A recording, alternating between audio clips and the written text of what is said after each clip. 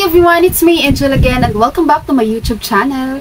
Ang ating video for today guys ay pag-uusapan natin ang bagong update ni SSS tungkol sa AKOP ngayong March 2024. Sa mga hindi pa nakakaalam guys, ang ibig sabihin po ng AKOP ay Annual Confirmation of Pensioners. Ito yung way ni SSS guys para malaman nila kung still alive pa ba itong pensioner. Bakit nga ba nila ito nire-required guys sa isang pensioner member? Dahil po kapag hindi po kayo nakapag-comply ng AKOP ay maaari pong ma-stop ang pensyon na natatanggap nyo monthly. Sino nga ba ang mga dapat mag-comply nitong SSS AKOP? Number 1, mga pensioner na naninirahan sa Pilipinas na may 80 years old pataas. Number 2, mga pensioners na naninirahan sa ibang bansa. Number 3, mga total disability pensioner. Number 4, mga death or survivor pensioner. Lastly guys, mga dependent children na nasa ilalim ng guardianship. Kung ang tanong nyo guys, so yung mga below 80 years old ba ay hindi na kailangan mag-comply pa ng AKOP? Depende guys. As per SSS, retirement pensioners below the age of 80 may be required to comply with the AKOP program under certain circumstances as determined and upon notification by the SSS. So, depende po yun sa case nyo guys with SSS. Okay, so kung meron man dito guys na nire-required sa AKOP kahit hindi pa 80 years old, okay lang po yan guys. Kasi yun din naman ang sabi ni SSS na merong sum of below 80 years old na i-required nila for the AKOP. So, kailan ka ba dapat mag-comply? So, nakikita nyo dito guys sa screen schedule ng pag-comply sa AKOP for retirement of a total disability pensioner, buwan ng kapanganakan ng pensioner.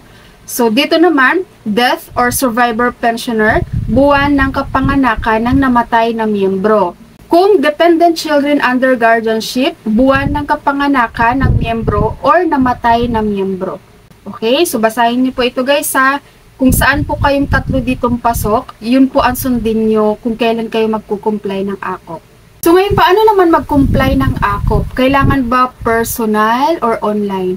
Both po, depende po sa inyo. So sa mga senior natin dyan guys, no, I know hindi po kayo magaling sa mga digital, no, hindi po kayo techie, no? So pwede naman po kayong mag-visit mismo po sa SSS branch.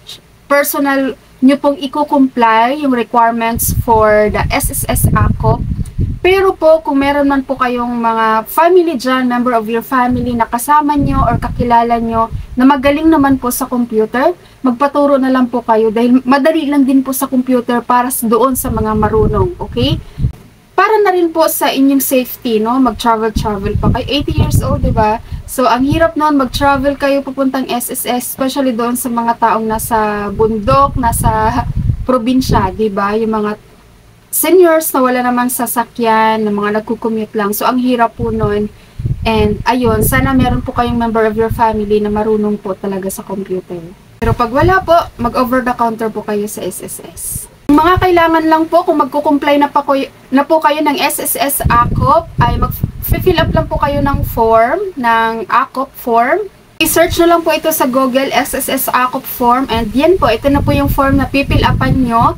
Piprint nyo po, din fill upan nyo. Pero kapag wala naman po kayong printer and gusto nyo pong pumunta mismo sa SSS, meron naman po silang available na form doon na pwede pong doon kayo mag-fill up, okay? And then, bring your valid IDs. Doon naman sa mga online mag-comply ng AKOP, no? So, ang gawin nyo lang po, search nyo lang sa Google SSS Online, tapos ito yung website nila, and scroll down nyo lang po ito, dito sa baba, makikita nyo itong branch directory, and dito po sa region and branch, mag-select lang po kayo dyan kung saan pong mas malapit sa area nyo. So, for example ako, National Capital Region and then Binondo Branch.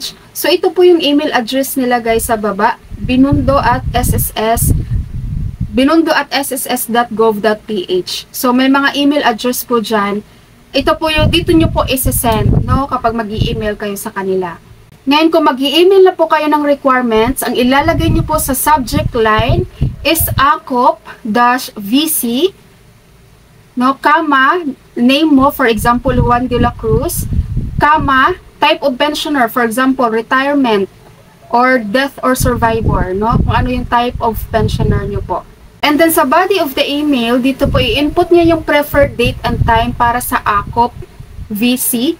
Then your SSS number, ilagay nyo rin po, no? SSS number ng miyembro or SSS number ng namatay na miyembro. Okay, so dati guys, ang kanilang online is MS Teams na video call. So ngayon po available na rin po sila sa Viber. And ito po yung mga list ng branch na pwede pong mag-video call sa Viber. No, hanapin nyo lang po dyan. Pwede nyo po itong screenshot. Meron po dito sa NCR, sa Luzon, Visayas, and Mindanao. No, may mga email address dyan guys. Pwedeng dyan po kayo mag-email para mag-request kayo doon sa video conference via Viber. Ang dali lang po ng Viber. Again, no, parang medyo maingat ako sa mga sinasabi ko ngayon guys. Kasi I know this video is for senior citizen. No? And I know na hindi po talaga kayo techie. Madali lang magkaroon ng Viber para doon sa mga marunong na, no? Again, kung meron kayong member of the family. And sa may mga ano naman dyan guys, mga kasama nyong member ng ako, pa-assist na lang po sila guys, no? Intindihin natin na hindi po talaga sila ma-techie, marunong sa mga ganitong bagay.